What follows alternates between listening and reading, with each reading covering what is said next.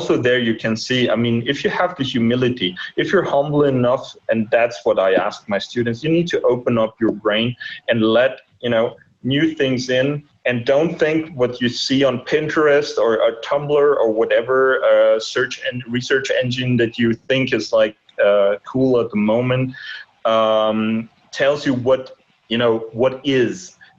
There is nothing. So you have to create. You are the architect. You're it is all about poiesis. It's all about like Proyectare means to throw in front of you. So if you're like just copying what you see on Pinterest, that is a bit weak. So you have to you look at it, you learn from it, but then also you have to put it away a little bit. Okay, so that is I think a very important lecture that we have to learn, especially in contemporary days. So when I ask my students to do a mood board, I have 20 mood boards that are like in that chromatic level between pink and green when it comes to colors. So it's light green and light pink. And that architecture that is almost all the same, and a lot of those architectures are renderings.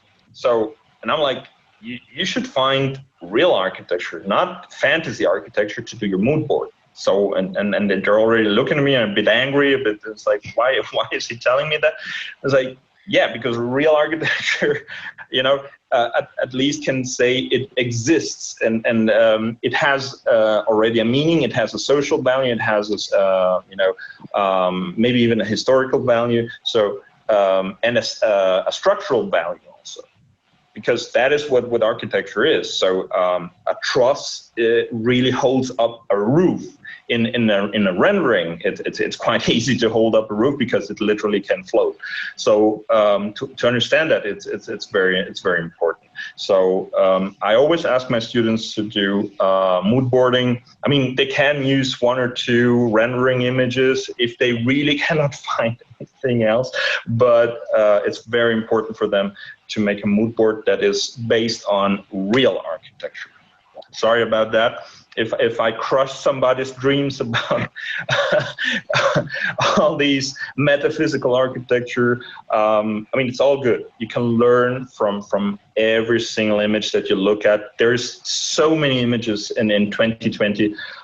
We're overloaded with images. So at least when it comes to mood boarding, I think we should focus a little bit on real architecture rather than rendering architecture. Actually, what you said is all quite true, because practicality hits more differently than the fantasy that we usually imagine up in our head. So yeah. So over to the next one, like how do you exactly choose your themes for designing? That is the color and the materials, owing to the contrast in styles, while at the same time giving that elegant feel. Okay, so again, it's first, I mean, it depends which kind of project it is. If it is a residential project, initially we work a lot with very strong context already. So there is a pre-context that can be historical even. So you have decorations, wall decorations, or maybe wall panelings that are 18th century or 19th century. Sometimes it is very strong. It's a very strong context that we build in, so we're already influenced by that. And lately, or the latest, I wouldn't say fashion, but the behavior of us architects is to preserve as much as possible the story that was already told. So it becomes, I always make the example of the palimpsest. The palimpsest is, of course, you know it from TV. So when layer are layered one upon another, and I think in architecture that is a concept that you can apply as well. So you have the historical context, and sometimes even we break up maybe a cardboard wall, and behind we find something that was done before. So is it maybe something in marble? Maybe is it just wall tiles or ceramic tiles?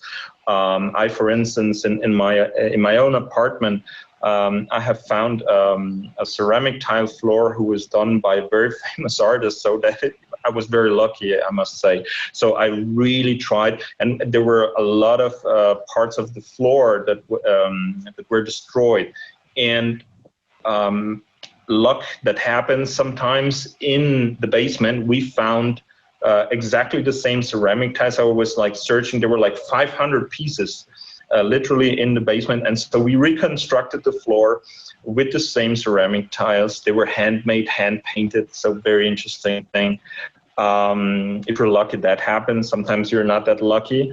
In other projects, I had, let's say, historical floorings or elements that we sort of had to treat differently. So I could not build the whole floor out of it. So I had to make very harsh choices, and I said, okay, so let's maybe combine the ceramic floor with a very different floor, which could be concrete, and the client really loved it. So, and in between, we put a chromed metal profile that divided the two materials very abruptly, but it gave it, I think, a very interesting sense. And in the final result, you still could see where the walls were standing before that we tore down. So that is also a very interesting concept that you could follow in a project. So to not erase the traces of time, but to sort of enhance them and bring them to light. And I think that is very, very important also.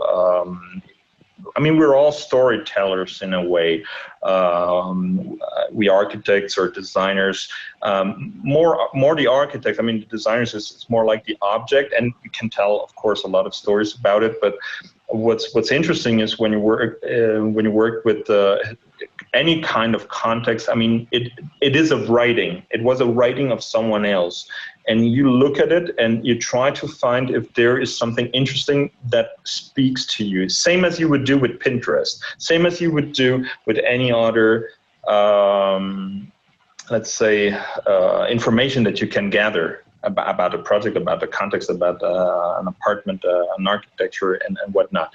So, of course, all this is more true in countries like, for instance, India or a European country. It probably is less true in, or in a different way true, let's say in parts of the United States, where there is almost no history that you can relate to, or where there is almost no context that you can relate to. But there are other contexts.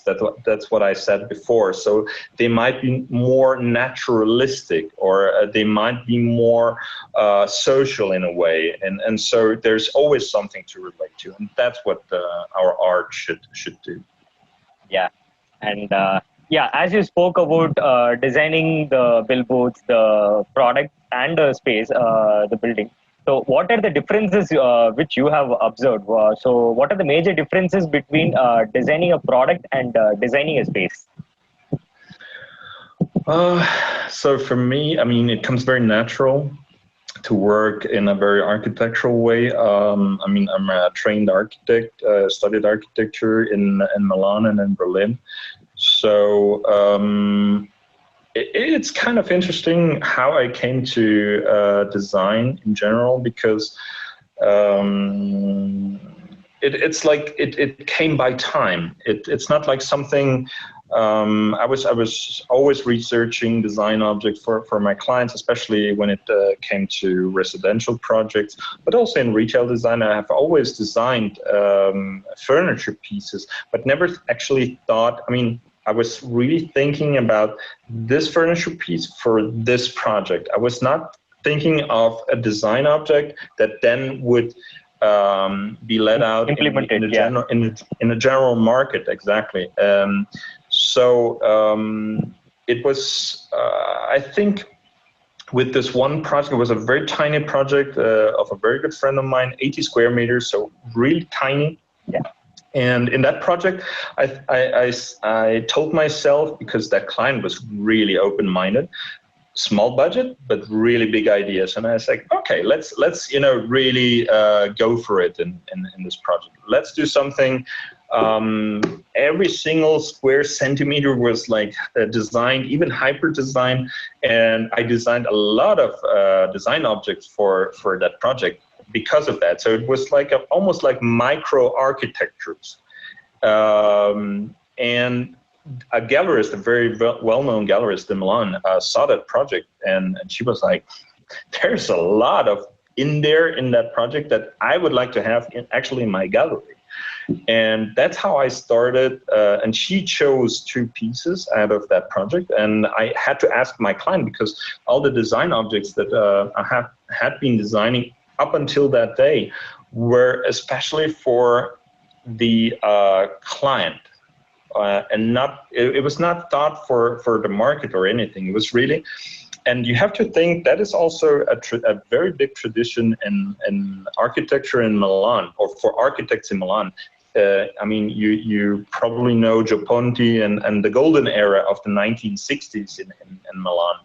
And all those architects, they have designed special pieces, design pieces only for the client.